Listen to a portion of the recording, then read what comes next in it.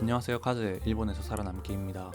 저번 영상에서는 JLPT에 대한 쓸데없는 내용들을 말을 했으니 이번에는 일본어 능력 시험 빠르게 붙는 방법에 대해 설명드리겠습니다. 사실 우리는 이런 시험에 엄청 익숙합니다. 초, 중, 고등학교 때까지 수능 문제를 풀기 위해서 영어 공부를 많이 해왔고 문제를 풀기 위한 스킬들도 많이 익혔죠. 국어에서도 문제 푸는 스킬들도 있고요. 그리고 고등학교가 끝나면 토익 공부도 엄청 했죠. JLPT에 대한 이야기를 하면서 왜 쓸데없이 수능이나 토익 얘기를 하냐고요? JLPT도 똑같습니다. 합격을 위해서는 결국 일본어를 얼마나 잘하냐 보다는 어느 정도의 단어와 문법을 알면 결국 문제를 푸는 건 스킬과 국어 능력, 문장을 파악하는 능력이 더 중요하더라고요. 문법도 단어도 완벽하게 다 맞추려고 하면 끝이 없습니다.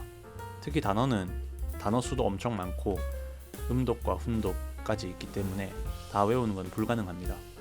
유명한 예로 엄청 간단한 한자, 생자만 봐도 각세, 이쇼, 우마레르, 이키르, 나마비르, 키지 이렇게나 많습니다. 이런 걸 어떻게 다 외웁니까? 그럼 대충 외워서 어려운 단어가 나오면 어떡하냐고요? 그냥 틀리면 됩니다. 어려운 단어를 하나 더 외울 바에 다른 데 신경을 더 쓰는 게 좋습니다.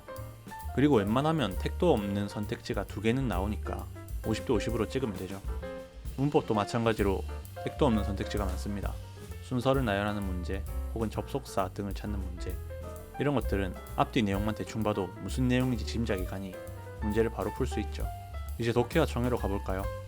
독해, 대충 문제를 먼저 읽고 각 문단의 내용을 조금씩만 읽으면서 분위기 파악만 해도 어느 정도 풀립니다. 모르는 단어요? 모르는 단어는 그냥 A, B 이런 식으로 해놓고 선택지에 그 단어가 나오나 안 나오나 요 정도만 봐도 풀리게 돼 있습니다. 그래도 안 풀리면 어차피 시간도 많겠다. 문제를 처음부터 그냥 다 읽으시면 됩니다. 시간이 많다는 것 빼고는 수능 영어랑 똑같죠. 청해는 말할 것도 없습니다. 문제만 잘 듣고 핵심 단어들만 들어도 다 풀립니다. 거기에 방송으로 흘러나오는 음성 속도도 느리니 지루함만 잘 견뎌낸다면 다 맞을 수도 있습니다.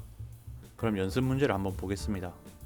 일단 정답은 4번 이도무되죠. 하지만 여기서 이도무라는 단어를 몰라도 노조무, 카라무라는 단어를 알고 있으면 1번과 4번 둘 중에서 하나 이렇게 선택지를 줄여갈 수 있습니다. 다음으로 이 문제는 내 주장은 단순한 뭐가 아니라 확실한 증거를 바탕으로 한다 라고 돼 있으면 괄호 안에는 추측 이런 거에 들어가겠죠. 추측이라는 한자를 몰라도 1번, 3번의 뒤에 한자는 색이고 4번의 뒷글자는 이기 때문에 3번이 정답이 됩니다. 다음 문법 하나만 더 볼게요.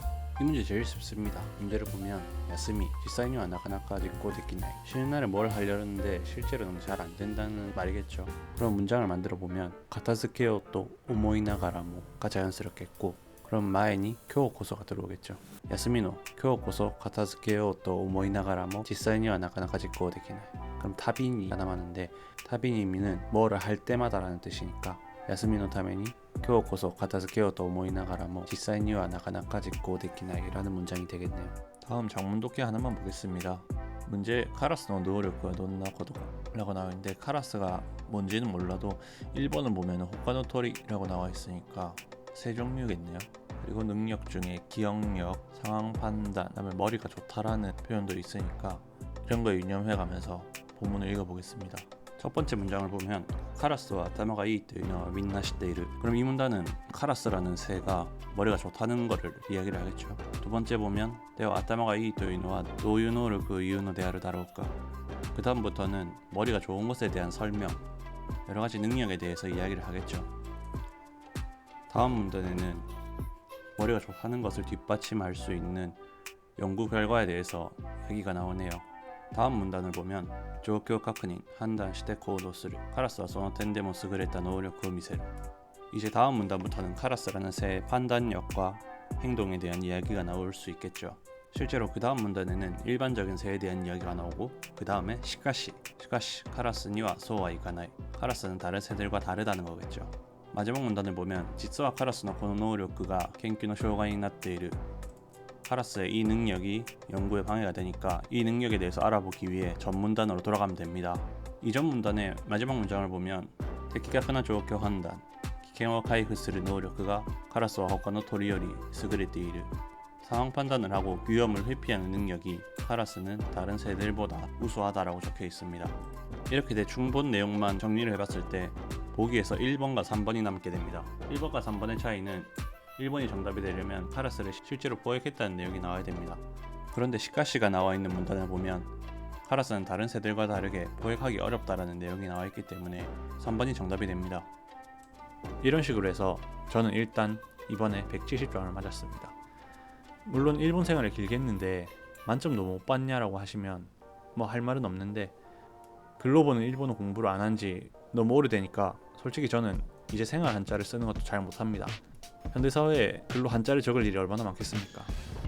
전부 휴대폰이나 컴퓨터로 적다 보니 호켄, 직겐, 슈쇼크, 이시키 이렇게 비슷한 한자들은 타이핑으로는 간단하게 할 수 있는데 실제로 글로 쓰려면 핸드폰으로 검색을 하고 써야 됩니다.